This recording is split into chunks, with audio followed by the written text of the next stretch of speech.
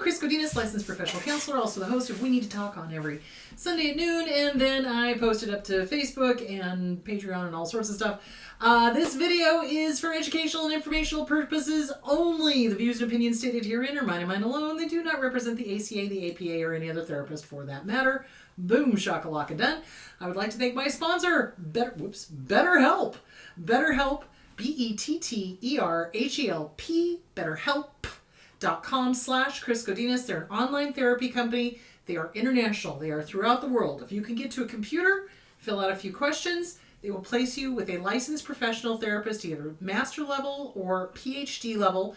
They are awesome. I've gotten really good feedback from people using them. BetterHelp.com/Chris Godinez. If you are inside the United States and you want a different therapist, you just go in there, fill out some questions, and they will place you with somebody licensed in your state. So, thank you, BetterHelp.com/Chris Godinez. Okay, let's dive into the questions. Okay, will you be coming to Salt Lake City this year? I really enjoyed meeting you last year. Aw, I enjoyed meeting you guys. This is why I love doing the meet and greets, because I get to see everybody. So this is kind of fun. Yes, I am planning on coming to Salt Lake. I'm not sure when, though. So it's going to be sometime probably, I'm guessing, in July. So I'm going to be doing Santa Barbara on February 18th. I'm going to be doing Vancouver, BC on May 20th. I am going to be in the Pacific Northwest in July. I just don't know what dates. So I'm going to be doing Portland for sure. Then I'm going to be going over to Boise, and then I'm going to drop down to Salt Lake City because I also want to go to Seven Brothers, because the Seven Brothers burgers are addictive. Thank you very much. They're also on Oahu, so it's like one of my favorite burger places. Anyway, so yes, it will be in July. I just don't know the exact dates yet. I have to get together with my nephew and his wife and figure out when they're going to be home, and then my niece and her husband and figure out when they're going to be home, and so we'll figure it out. But here's the evil plan. So for sure, Santa Barbara, February 18th. For sure, Vancouver, BC, May 20th. And then I'll be doing Portland, Boise, and Salt Lake City. So that will be, and as soon as I get those dates, as soon as I nail everybody down and figure out when we can go visit, then I will let you guys know. But yes, I am coming back to Salt Lake City. I am coming back to Boise. I am going to Portland, so then that way I can hit the Pacific Northwest peeps. So that would be good. And that'll keep me busy. And yes, Moana will be coming with me, so that'll be awesome. I'm so excited. She loves being in the car. It makes me so happy. So we took her to Uncle Bear's the other day. I posted that. We've been taking her to like little trips around town so that she knows it's not just going to the vet. And if we do go to the vet, then we'll go do something fun so that she knows that it's not just all, getting vet stuff. So yeah, so Moana's been a great traveler. So our first road trip with her is going to be to Santa Barbara. So she'll be in Santa Barbara. She will not be in Vancouver, but then she will be in Portland with me and Boise and Salt Lake City. So there it is. All right, so that's what I know. As soon as I get the dates for that, I'll put that up on chrisgodinez.com. The dates for Vancouver and Santa Barbara are up there, and probably sometime next month I'll get the dates for Portland, Boise, and Salt Lake City. So there that is. All right, let's dive into... Oh, speaking of Miss Moana, hello, Bunny. You going to come over here and visit? No, you're going to walk over there. Okay. Speaking of... questions. Here we go. Will the relationship between two narcissists last? It can, yeah. Say, for example, between a malignant narcissist and a covert narcissist. Yeah, absolutely. You gonna come over and say hi? Hi. You're a good girl. It can. And the reason why is because if you pair a narcissist, a major narcissist, with a minor narcissist, they tend to feed off of each other. And what they tend to do, hi, sweetie. Yes, we will go walking when I'm done. I promise. What they tend to do is that they feed off of each other, and those are usually the ones that combine evil forces and then go after the ex kind of thing. And can they last? Yeah, absolutely. As long as they're getting their narcissistic supply. So they don't necessarily get it from each other. Sometimes they get it from teaming up together and going after the abuse target. So because they get their jollies off on it. So yeah, absolutely. As long as they're getting some sort of supply and some sort of, power trip out of it, yeah, they can. They absolutely can laugh. But usually it's when there's a common united front that they can go after and torment. So that's oftentimes when you see the stepmom or the stepdad uniting with the abuser, the abusive dad, the abusive mom, and then suddenly now they're picking on you, the ex, and they're trying to alienate the kids. They're getting off on that. And yeah, that'll keep them going for years, which is why it's really important to not play the game.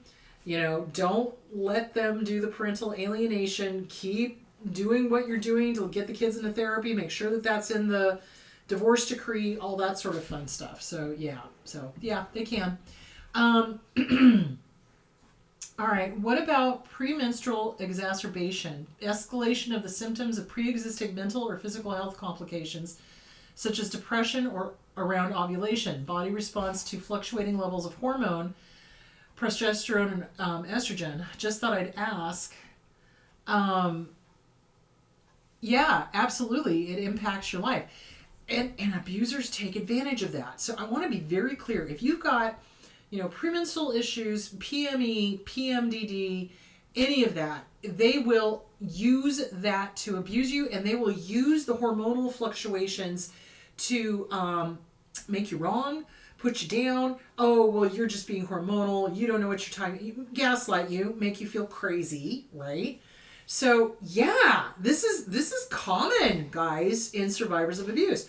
So the male abusers will very often use PMDD, premenstrual stuff, pre-existing, and they'll and the hormonal changes. Or the other thing I've seen them do is if the female partner decides to go through in vitro, you're taking all sorts of hormones to try to get pregnant, right?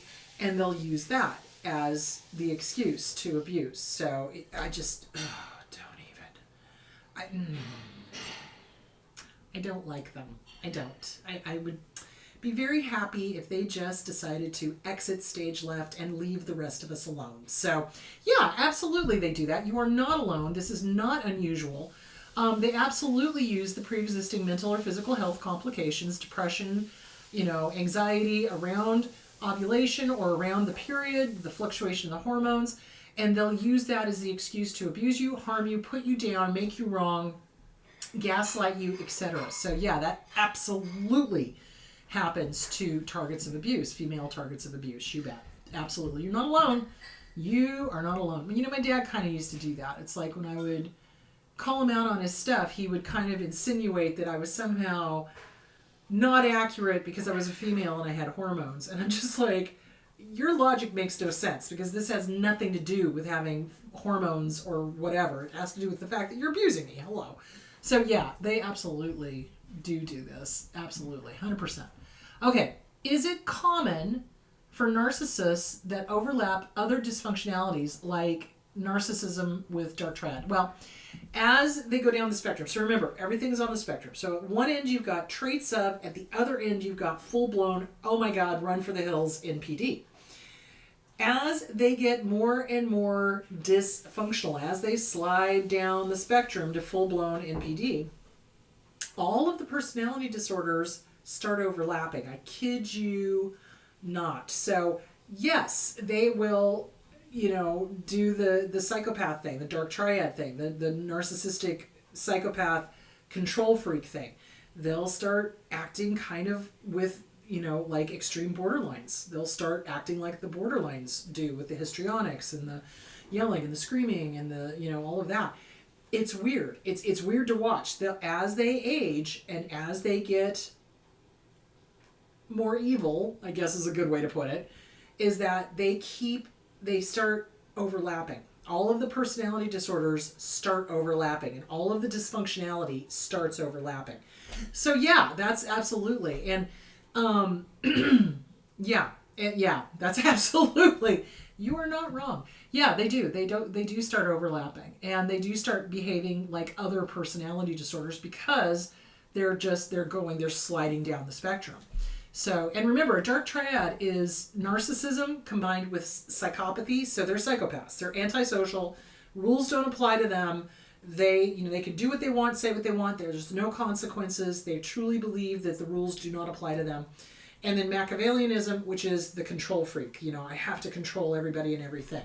So, yeah, they do get worse with age. They do start sliding down the spectrum. They do start, having traits of other personality disorders because they're disordered. So, yeah, absolutely. All right. Do you think our minds have reached a higher state than other minds? Well, it's not a competition. I don't think it's a competition. Every lesson is different. So last week we were talking about spirituality and karma and things like that. So I'm assuming that this is in regards to what we were talking about last week. Are our minds higher than other people? I don't think so. I think that our experiences are different and that we have learned a lot. Like a lot. And I do think, though, that people that have been through abuse... Here's the thing. When people go through abuse, one of three things happen. So the person either just loses it and goes crazy, okay? Or they become an abuser themselves because they're not willing to push through, deal with the stuff, so they're acting out all the time and they're acting out their own abuse on other people. Or, option 3, they get it, they start working through it, and they choose to become a champion for those who have been abused. The other option is that they get pregnant to have somebody to love them, and that's a huge issue as well, because if you don't love yourself, you're not going to love that child, and it's not that child's job to love you. Your child's job is to be your child and to learn and to grow and to play and all that stuff.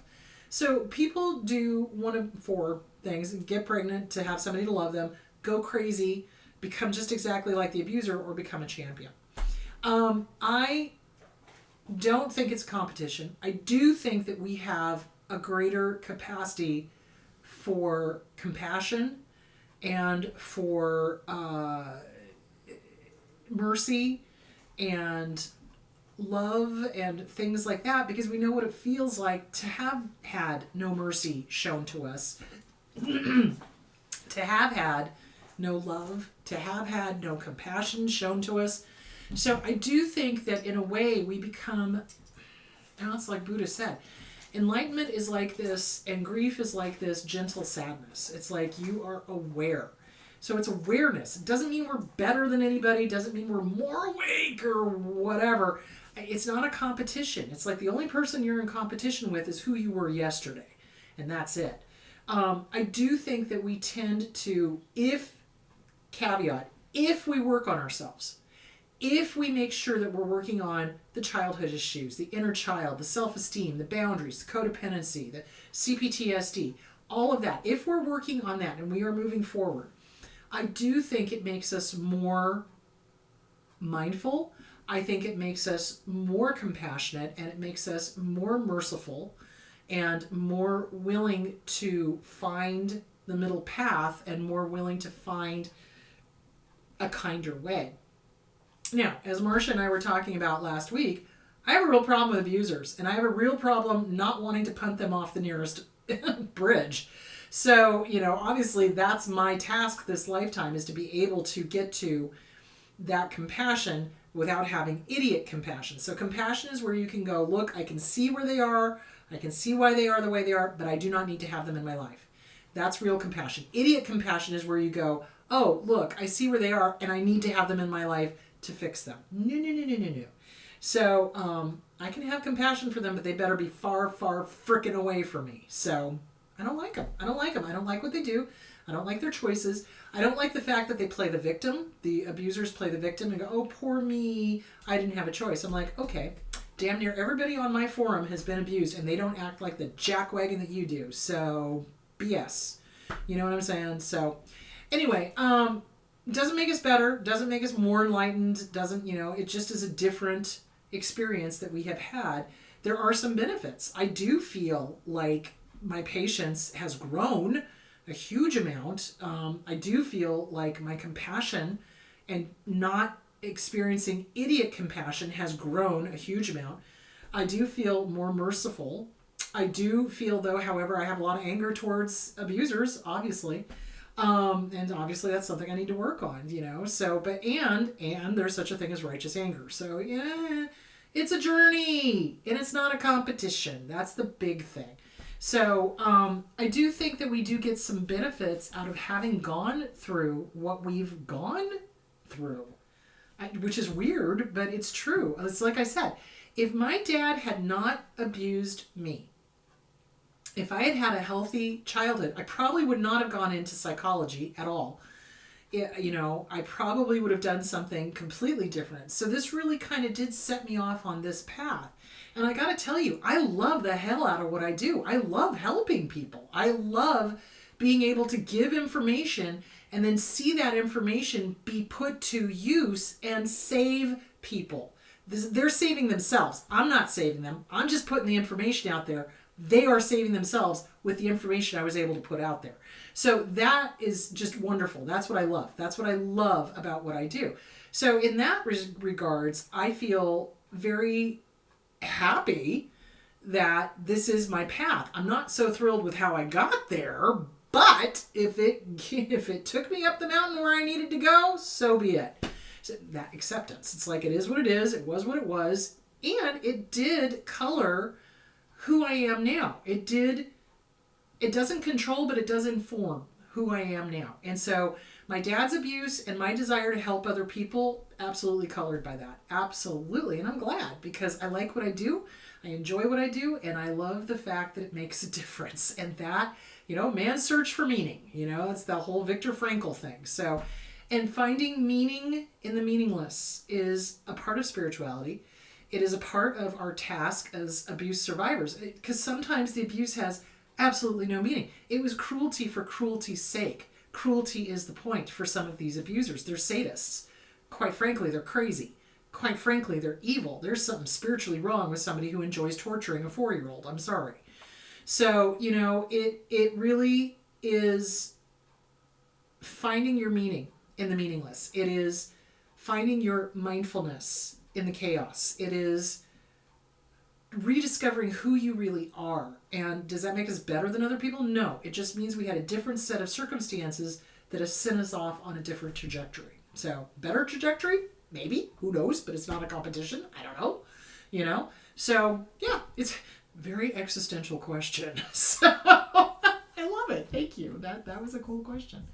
I don't think it's a higher state. I think it's a different state, maybe, but not a higher state. So, okay. I'm accepting things, taking care of my dog's genetic cancer. Oh, honey, I'm so sorry. He's getting chemotherapy. It's been expensive. People have shamed me for not having a child and not putting that money towards a real child. Why do people put so much emphasis on having a child when I love my dog more than anything I've ever loved? Why make you feel wrong for caring that you won't save him for a future child? Oh, honey, I'm right there with you. All right, so here's the deal. Judgmental people tend to be disordered. Let's just call it for what it is. Judgmental people tend to be disordered because it's very black and white thinking. It's my way or the highway, this or that, all, nothing, good, bad, black, white. Okay? I have had people bag on me for not having children. As you know, I have dogs. Moana came in to visit. Yes, I have dogs. I've always had dogs. John and I made a decision a long time ago not to have children. And it was a well thought out decision. This was not something we came to off the cuff. This was something we talked about for a long time before we decided, yeah, no, we're not having kids. Part of the reason why we decided not to have children is because both of us came from families that had serious mental health issues. So on my side of the family, my Uncle Jack was paranoid schizophrenic. That's genetic. That gets carried down through the gene line. I don't want to deal with one of my kids having schizophrenia. I don't. You know, because I saw how much he suffered. It was awful to watch him suffer. And he did suffer. It was the voices in his head were not nice. Let me put it to you that way. And they tortured him. And that was not a good thing. So my Uncle Jack had paranoid schizophrenia. He would get into fights all the time, end up in jail, you know, the whole thing. On John's side of the family, his great-grandfather from Sicily had a blood agenda with another family from Sicily and ended up killing an entire family. So, and then my grandmother on another side of the family shot the arm off of my great-grandfather. And I'm sitting here going, so great-grandmother shot the arm off of my great-grandfather. So, we're sitting here, we're writing out all the genetics, and we kind of looked at each other and we're like, nope, dogs. We'll raise dogs. So, and people have been like, oh, well, you can't blah, blah, blah, blah, blah, blah, blah, because you've never had a child. And I give you the middle finger on that one. I have helped raise all of my nieces and nephews. I have helped lots of kids that were not mine. You don't have to give birth to know how to be a mom or a dad, So the fact that you have conscientiously chosen not to have children and that you have a dog and that's where your love goes, good on you, babes. Good on you. And the people who are judging you and making you wrong for that, they're probably pissed off that you're so good at being loving and kind and a good mom or a good dad and, taking care of that little life and et cetera, et cetera, et cetera. And it's none of their damn business how you choose to spend your love. Let me just say that again. It is none of their damn business how you choose to spend your love. And how dare they? Like, this is where I get righteously angry. Angerous? New word. Latin. Angerous. Righteously angry. Because it's like, it's none of their business. You get to spend your love where you want. I love dogs. I love cats. I love all the animals. And, John and I can't have cats because John's really allergic. So, we've got dogs, or a dog right now.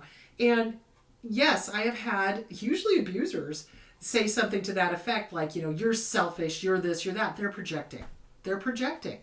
If they're so darn concerned about real children, how about they go donate their money to some places that take care of real children? Or how about they become foster parents?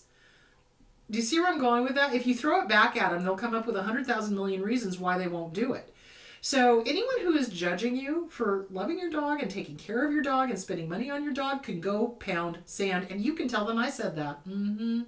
So they're disordered. Healthy, normal people wouldn't dare, really would not dare say something that insensitive, that cruel, that mean. And it was done with the intention of making you feel guilty and you to feel bad and wrong about who you are. Don't you let them.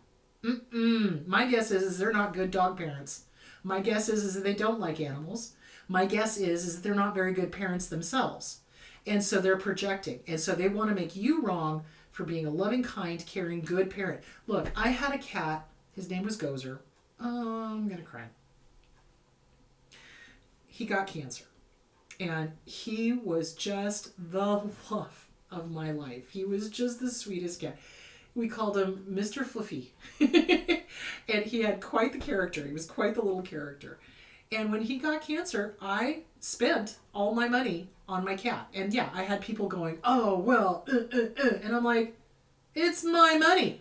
I will spend it however the hell I feel like. Thank you very much. When it's your money, then you might be able to say something. So we did everything we could to keep Gozer alive, and unfortunately it didn't work. It metastasized to his brain, and he ended up having a seizure, and the seizure wouldn't stop, so we had to take him to the vet and mercifully put him to sleep. Yeah, it sucked.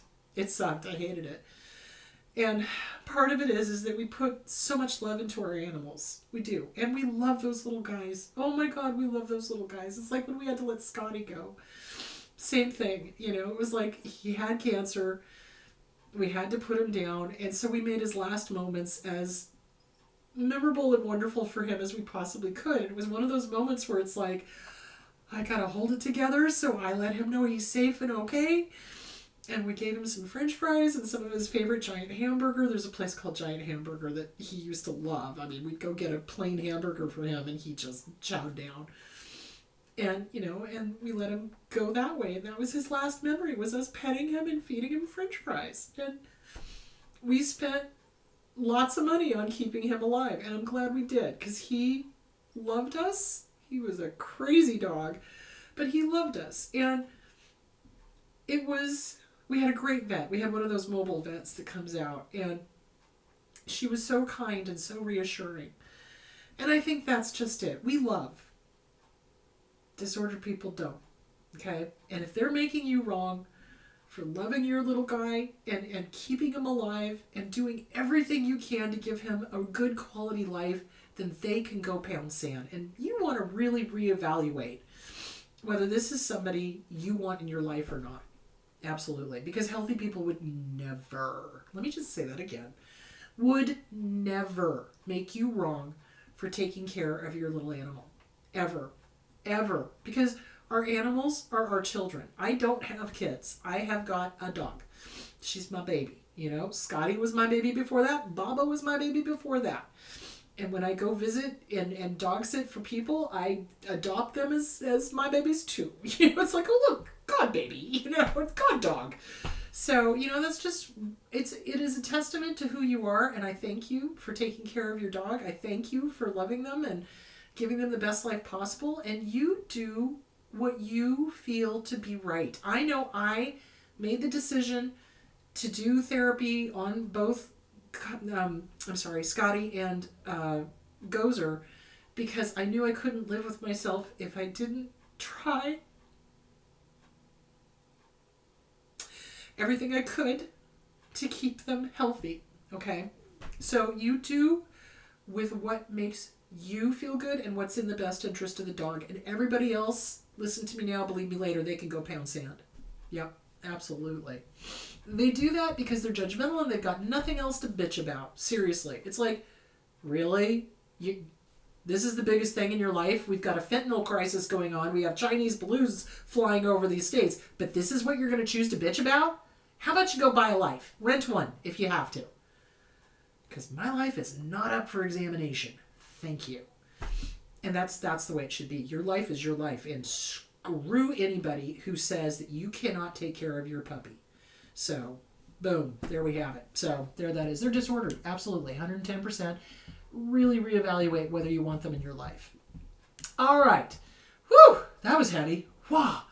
And I'm very sorry about your puppy. And, you know, just you do what you live with, what you can live with. And that's what I could live with, is getting them the care that they needed. That's what I could live with. So, oh, yeah, tell them to go pound sand. Chris says go pound sand. Seriously, it just makes me angry. It makes me angry. How dare they? How dare they? Don't let them. All right. Okay, this Sunday, we are going to be talking about betrayal trauma. Now, clearly, everything that abusers do to us is betrayal trauma. But I want to talk specifically about regaining trust for yourself and others. I want to talk about how to deal with that need for revenge or that want for revenge, that kind of thing. So we're going to be talking about betrayals. We're going to talk about how to deal with that, because that really goes to our core, especially if it's a parent who is supposed to be loving us and protecting us, or if it's a lover who has given us a bill of goods and said, oh, yes, of course, I love you, I think you're great, blah, blah, blah, and then they flip and they start doing the devalue and the discard, and suddenly our whole world is blown apart. Or a friend who betrays us, who turns out to be toxic. Whoa, that's pretty heavy. So we're going to be talking about betrayal trauma. Now, the way I'm going to name it in the title is I'm going to spell out betrayal, but I'm going to put a period and a space between each letter, because YouTube gets weird with some titles. They're just like, oh, we can't talk about that. Why not? Why the hell not? So, anyway. All right. So, go have a great week.